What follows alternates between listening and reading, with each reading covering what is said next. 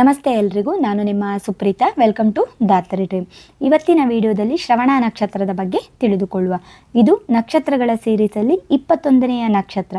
ಈ ಹಿಂದೆ ನಾವು ಉತ್ತರಾಷಾಢ ನಕ್ಷತ್ರದ ಬಗ್ಗೆ ತಿಳಿದುಕೊಂಡಿದ್ದೀವಿ. ಇವತ್ತು ಕಾಲಚಕ್ರದಲ್ಲಿ 10ನೆಯ ರಾಶಿ ಮಕರ ರಾಶಿಯಲ್ಲಿ ಬರ್ತಕ್ಕಂತಹ ಶ್ರವಣ ನಕ್ಷತ್ರದ ಬಗ್ಗೆ ನೋಡುವ. ಮಕರ ರಾಶಿಯಲ್ಲಿ ಒಟ್ಟು 3 ನಕ್ಷತ್ರ ಬರುತ್ತೆ. ಉತ್ತರಾಷಾಢ ನಕ್ಷತ್ರದ 3 ಪಾದಗಳು, ಶ್ರವಣ ನಕ್ಷತ್ರದ 4 ಪಾದಗಳು, ಧನಿಷ್ಠ ನಕ್ಷತ್ರದ 2 ಪಾದಗಳು. ಉತ್ತರಾಷಾಢ ನಕ್ಷತ್ರದ ಬಗ್ಗೆ ನಾವು ಆಲ್ರೆಡಿ ಡಿಸ್ಕಸ್ ಮಾಡಿದ್ದೀವಿ. ಈಗ ಶ್ರವಣ ನಕ್ಷತ್ರ. ಈಗ ಮಕರ ರಾಶಿಯಲ್ಲಿ ಇರ್ತಕ್ಕಂಥ 30 ಡಿಗ್ರಿಯಲ್ಲಿ 10 ಡಿಗ್ರಿ 1 ನಿಮಿಷದಿಂದ 23 ಡಿಗ್ರಿ 20 ನಿಮಿಷದವರೆಗೆ ಏನೇನು ಗುಣ ಇರುತ್ತೆ ಅದನ್ನು ತೆಗೆದುಕೊಳ್ಳುವಂಥದ್ದು ಈ ಶ್ರವಣ ನಕ್ಷತ್ರ. ಯಾರು ಮಕರ ರಾಶಿಯಲ್ಲಿ ಜನಿಸಿರ್ತೀರಾ, ನಿಮ್ಮ ಜಾತಕದಲ್ಲಿ ಚಂದ್ರ 10 ಡಿಗ್ರಿ 1 ನಿಮಿಷದಿಂದ 23 ಡಿಗ್ರಿ 20 ನಿಮಿಷದ ಒಳಗಡೆ ಇದ್ದರೆ ನಿಮ್ಮ ಒಂದು ಜನ್ಮ ನಕ್ಷತ್ರ ಈ ಶ್ರವಣ ನಕ್ಷತ್ರ ಆಗಿರುತ್ತೆ ಅನ್ನೋದೇ ಇದರ ಅರ್ಥ. ಈ ನಕ್ಷತ್ರವನ್ನು ಆಳ್ವಿಕೆ ಮಾಡ್ತಕ್ಕಂಥದ್ದು ಚಂದ್ರಗ್ರಹ. ಇನ್ನು ಈ ನಕ್ಷತ್ರದ ಸಿಂಬಲ್ ಬಂದು ಕಿವಿಯ ಚಿಹ್ನೆ. ಇದು ಏನು ತಿಳಿಸಿಕೊಡುತ್ತೆ ಅಂತಂದರೆ, ಈ ನಕ್ಷತ್ರದ ಚಿಹ್ನೆ ಇವರಿಗೆ ಲಿಸನಿಂಗ್ ಸ್ಕಿಲ್ ಚೆನ್ನಾಗಿರುತ್ತೆ. ಇವರು ಓದುವುದಕ್ಕಿಂತ ಕೇಳಿಸ್ಕೊಂಡಾಗ ಒಂದು ವಿಷಯದ ಬಗ್ಗೆ ಹೆಚ್ಚು ಜ್ಞಾನ ಆಸಕ್ತಿ ತೋರಿಸ್ತಕ್ಕಂಥ ವ್ಯಕ್ತಿಗಳು ಈ ಶ್ರವಣ ನಕ್ಷತ್ರದವರಾಗಿರ್ತಾರೆ. ಇವರಿಗೆ ಯಾವುದಾದರೂ ಒಂದು ವಿಷಯದ ಬಗ್ಗೆ ಗೊತ್ತಿಲ್ಲ ಅಂದಾಗ, ಅದರ ಬಗ್ಗೆ ಯಾರಾದರೂ ಮಾಹಿತಿ ನೀಡಿದಾಗ ಅದನ್ನು ಲಿಸನಿಂಗ್ ಸ್ಕಿಲ್ಲಿಂದ ಕಂಪ್ಲೀಟಾಗಿ ಕ್ಯಾಚ್ ಮಾಡ್ತಕ್ಕಂಥ ಕೆಪಾಸಿಟಿ ಈ ಶ್ರವಣ ನಕ್ಷತ್ರದವರಲ್ಲಿ ಜಾಸ್ತಿ ಇರುತ್ತೆ. ಆಗ ಇವರಿಗೆ ಒಂದು ಒಳ್ಳೆಯ ರಿಸಲ್ಟ್ ಬರುವಂಥ ಚಾನ್ಸಸ್ ಇರುತ್ತೆ. ಆದ್ದರಿಂದ ಇವರ ಲಿಸನಿಂಗ್ ಸ್ಕಿಲ್ ಇವರ ಮೇನ್ ಸ್ಟ್ರೆಂತ್ ಆಗಿರುತ್ತೆ. ನೆಕ್ಸ್ಟ್, ಈ ನಕ್ಷತ್ರದಲ್ಲಿ ಜನಿಸಿದವರು ಉದಾರ ಮನಸ್ಸಿನವರಾಗಿರ್ತಾರೆ. ದುಃಖಿತರಾದವರಿಗೆ, ಅಸಹಾಯಕರಿಗೆ ತಮ್ಮಿಂದ ಆದ ಆರ್ಥಿಕವಾದ ಅಥವಾ ಯಾವುದೇ ರೀತಿಯ ಸಹಾಯ ಮಾಡುವಂಥ ಸಹೃದಯ ಉಳ್ಳವರಾಗಿರ್ತಾರೆ. ಸಹಾನುಭೂತಿ ಹೊಂದಿರ್ತಾರೆ. ಬೇರೆಯವರ ಸಂಕಷ್ಟಕ್ಕೆ ಸ್ಪಂದಿಸ್ತಾರೆ.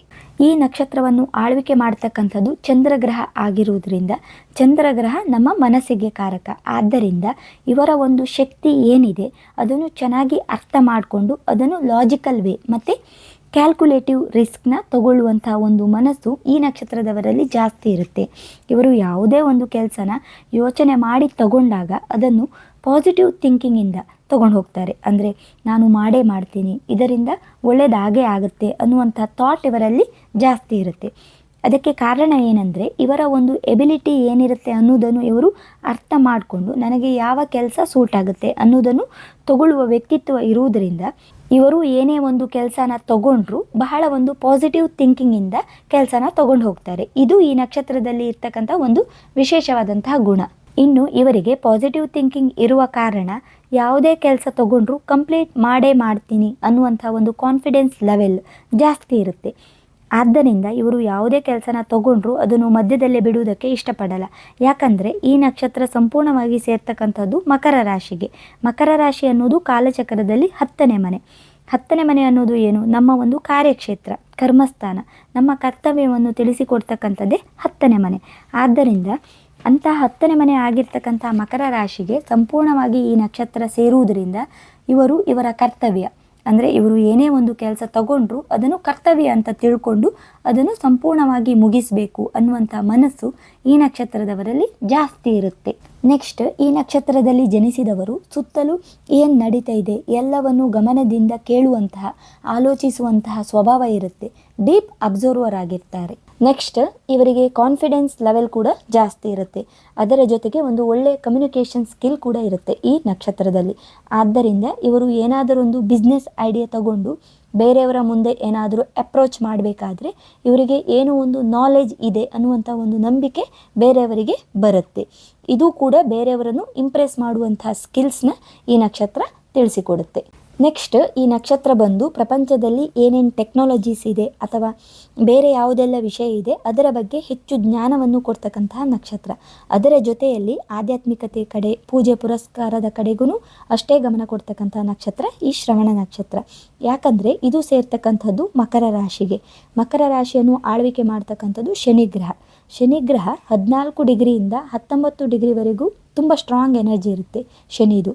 ಅಂದರೆ ಶನಿ ಯಾರದಾದರೂ ಜಾತಕದಲ್ಲಿ 14 ಡಿಗ್ರಿಯಿಂದ 19 ಡಿಗ್ರಿ ನಡುವೆ ಇದ್ದರೆ ಆ ಶನಿ ಗ್ರಹದ ಪವರ್ ಜಾಸ್ತಿ ಇರುತ್ತೆ. ಆದ್ದರಿಂದ ಅಂತಹ 14 ಡಿಗ್ರಿಯಿಂದ 19 ಡಿಗ್ರಿ ನಡುವೆ ಬರ್ತಕ್ಕಂತಹ ನಕ್ಷತ್ರನೇ ಈ ಒಂದು ಶ್ರವಣ ನಕ್ಷತ್ರ ಆಗಿರುವುದರಿಂದ ಅಲ್ಲಿ ಶನಿಯ ಒಂದು ಎನರ್ಜಿ ತುಂಬ ಇರುವ ಕಾರಣ ಇವರು ಏನೇ ಟೆಕ್ನಾಲಜೀಸ್ ಬಂದರೂ ಅದರ ಬಗ್ಗೆ ಜ್ಞಾನ ಇರುತ್ತೆ. ಅದೇ ಥರ ಒಂದು ಆಧ್ಯಾತ್ಮಿಕತೆ ಕಡೆಗೆ ಮತ್ತು ಈ ಬೇರೆ ಸ್ಪಿರಿಚುವಲ್ ಆ್ಯಕ್ಟಿವಿಟೀಸ್ ಕಡೆಗೂ ಕೂಡ ಅಷ್ಟೇ ಒಂದು ಜ್ಞಾನ ಬರುತ್ತೆ. ಇದು ಈ ನಕ್ಷತ್ರದಲ್ಲಿ ಇರುವಂಥ ವಿಶೇಷವಾದಂತಹ ಗುಣ. ಇದು ಯಾರು ಶ್ರವಣ ನಕ್ಷತ್ರದಲ್ಲಿ ಜನಿಸಿರ್ತಾರೆ ಅವರಿಗೆ ಮಾತ್ರ ಬರಬೇಕಂತ ಇಲ್ಲ. ಶ್ರವಣ ನಕ್ಷತ್ರದಲ್ಲಿ ನಿಮಗೆ ಬೇರೆ ಸರಿಯಾದ ಗ್ರಹಗಳಿದ್ದರೆ ಖಂಡಿತವಾಗ್ಲೂ ನಿಮಗೆ ಒಂದು ಟೆಕ್ನಾಲಜೀಸ್ ಬಗ್ಗೆನೂ ನಾಲೆಜ್ ಬರುತ್ತೆ. ಅದರ ಜೊತೆಗೆ ಈ ಸ್ಪಿರಿಚುವಾಲಿಟಿ ಬಗ್ಗೆನೂ ಕೂಡ ಒಂದು ಒಳ್ಳೆ ನಾಲೆಜ್ ಬರುತ್ತೆ. ಇದಕ್ಕೆ ಶನಿಯ ಒಂದು ಆಶೀರ್ವಾದ ಇರುವ ಕಾರಣ ಎರಡೂ ಕಡೆ ಕೂಡ ಜ್ಞಾನ ಸಿಗ್ತಕ್ಕಂಥ ಸಾಧ್ಯತೆ ಈ ನಕ್ಷತ್ರದಲ್ಲಿ ಹೆಚ್ಚಾಗಿರುತ್ತೆ. ಇನ್ನೊಂದು ವಿಶೇಷವಾದ ಗುಣ ಏನಿದೆ ಅಂದರೆ ಈ ನಕ್ಷತ್ರದಲ್ಲಿ ಈಗ ಇವರಲ್ಲಿ ಏನಾದರೂ ಒಂದು ಚೇಂಜಸ್ ಕಾಣ್ತಾ ಇದೆ ಅಂದರೆ ಅವರು ಹೋಗ್ತಾ ಇರುವ ದಾರಿ ಸರಿ ಇಲ್ಲ ಅಂತ ಯಾರಾದರೂ ಇವರಿಗೆ ಹೇಳಿದರೆ ಎಲ್ಲಿ ತಪ್ಪಾಗಿದೆ ಏನು ಅಂತ ತಿಳ್ಕೊಂಡು ಅದನ್ನು ತಿದ್ಕೊಳ್ಳುವಂತಹ ಗುಣ ಶ್ರವಣ ನಕ್ಷತ್ರದಲ್ಲಿ ಬರುತ್ತೆ. ಇದು ತುಂಬಾ ಮುಖ್ಯವಾಗಿರ್ತಕ್ಕಂತಹ ಗುಣ. ಯಾಕಂದರೆ ನಾವು ಹೋಗಿದ್ದಾರಿನೇ ಸರಿಯಾಗಿರಬೇಕು ಅಂತ ಇಲ್ಲ. ಯಾವಾಗಲೂ ಒಂದು ವೇಳೆ ನಾವು ಹೋಗ್ತಾ ಇರೋದು ತಪ್ಪಾಗಿದೆ ಅಥವಾ ನಾವು ಅಪ್ರೋಚ್ ಮಾಡ್ತಾ ಇರೋ ರೀತಿ ತಪ್ಪಾಗಿದೆ ಅಂತ ಬೇರೆಯವರು ಹೇಳಿದಾಗ ನಮಗೆ ಸಕ್ಸಸ್ ಬೇಕು ಅಂತ ಅಂದರೆ ನಾವು ಅದನ್ನು ತಿದ್ಕೊಳ್ಳೇಬೇಕು. ಆದ್ದರಿಂದ ಶ್ರವಣ ನಕ್ಷತ್ರದವರಿಗೆ ಯಾರಾದರೂ ನಿಮ್ಮ ಒಂದು ಅಪ್ರೋಚ್ ಸರಿ ಇಲ್ಲ, ಈ ಥರ ಮಾಡಬೇಡಿ ಅಂತ ಹೇಳಿದರೆ ಆ ಸಜೆಷನ್ಸ್ನ ತಗೊಂಡು ಅವರಲ್ಲಿ ಚೇಂಜಸ್ ಮಾಡಿಕೊಳ್ಳುವಂತಹ ಮನಸ್ಸು ಈ ನಕ್ಷತ್ರದವರಲ್ಲಿ ಹೆಚ್ಚಾಗಿರುತ್ತೆ. ಇನ್ನು ಈ ನಕ್ಷತ್ರದಲ್ಲಿ ಒಂದೇ ಒಂದು ಡ್ರಾಬ್ಯಾಕ್ ಏನಂತ ಅಂದರೆ ಇವರಿಗೆ ಪಾಸಿಟಿವ್ ಕಂಪೆನಿ ಇರುವಂತಹ ಜನಗಳು ಬೇಕು. ಅಂದರೆ ಇವರಿಗೆ ಪಾಸಿಟಿವ್ ಥಿಂಕಿಂಗ್ ಇರುವಂತಹ ವ್ಯಕ್ತಿಗಳು ಜೊತೆಯಲ್ಲಿ ಇದ್ದರೆ ಖಂಡಿತವಾಗ್ಲೂ ಇವರಿಗೆ ಸಕ್ಸಸ್ ಸಿಗುತ್ತೆ. ಒಂದು ವೇಳೆ ಏನಾದರೂ ಜೊತೆಯಲ್ಲಿ ಇರ್ತಕ್ಕಂಥವರು ನೆಗೆಟಿವ್ ಥಿಂಕಿಂಗ್ ಅಥವಾ ಒಂದು ಯಾವಾಗಲೂ ನೆಗೆಟಿವ್ ಆಗಿ ಮಾತಾಡ್ತಾ ಇದ್ದರೆ ಇವರಿಗೆ ಅದನ್ನು ಸಹಿಸಿಕೊಳ್ಳಲಿಕ್ಕೆ ಆಗಲ್ಲ. ಸೊ ಇವರು ಒಂದು ರೀತಿ ಮಾನಸಿಕವಾಗಿ ಕುಗ್ಗಿ ಹೋಗಿಬಿಡ್ತಾರೆ.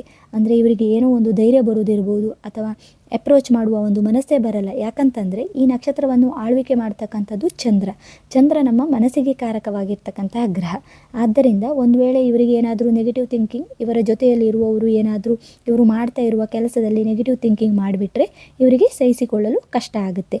ಆದ್ದರಿಂದ ಮಾನಸಿಕವಾಗಿ ತುಂಬ ಕುಗ್ಗಿ ಹೋಗ್ತಾರೆ. ಇವರು ಇದರ ಬಗ್ಗೆ ಸ್ವಲ್ಪ ಗಮನ ಹರಿಸಿ ಬೇರೆಯವರ ಮಾತಿಗೆ ಹೆಚ್ಚು ತಲೆ ಕೆಡಿಸಿಕೊಳ್ಳದೆ ಇದ್ದರೆ ಒಳ್ಳೆಯದಾಗುತ್ತೆ. ಇಲ್ಲಂತ ಅಂದರೆ ತುಂಬ ಯೋಚನೆ ಮಾಡಿದರೆ ಇವರಿಗೆ ತುಂಬ ತೊಂದರೆ ಆಗುತ್ತೆ.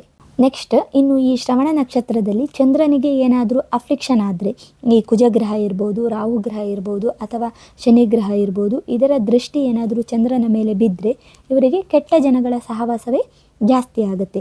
ಇದು ಈ ನಕ್ಷತ್ರದಲ್ಲಿ ಇರ್ತಕ್ಕಂಥ ಡ್ರಾಬ್ಯಾಕ್. ಯಾಕಂತಂದರೆ ಈ ನಕ್ಷತ್ರ ಯಾವ ರೀತಿ ಇದೆ ಅಂದರೆ ಇವರ ಸುತ್ತ ಇರುವವರು ಅಥವಾ ಇವರ ಜೊತೆಯಲ್ಲಿ ಇರುವವರು ಯಾವ ಥರ ಇರ್ತಾರೆ ಆ ನೇಚರ್ನ ಹೆಚ್ಚು ಅಳವಡಿಸಿಕೊಳ್ಳುವಂಥ ಸಾಧ್ಯತೆ ಈ ನಕ್ಷತ್ರದಲ್ಲಿ ಜಾಸ್ತಿ ಇರುತ್ತೆ.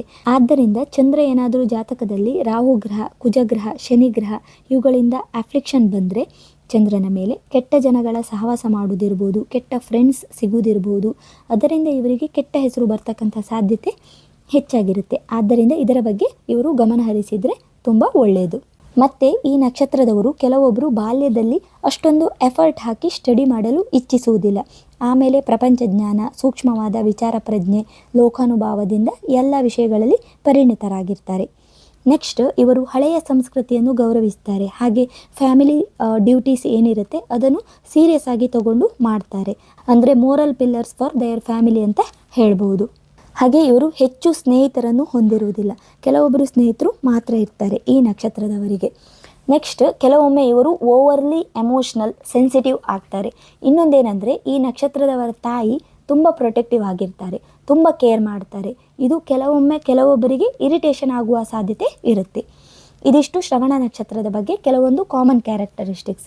ಮುಂದಿನ ವಿಡಿಯೋದಲ್ಲಿ ಇನ್ನೊಂದು ಟಾಪಿಕ್ ಬಗ್ಗೆ ನೋಡುವ. ಎಲ್ರಿಗೂ ಒಳ್ಳೆಯದಾಗಲಿ.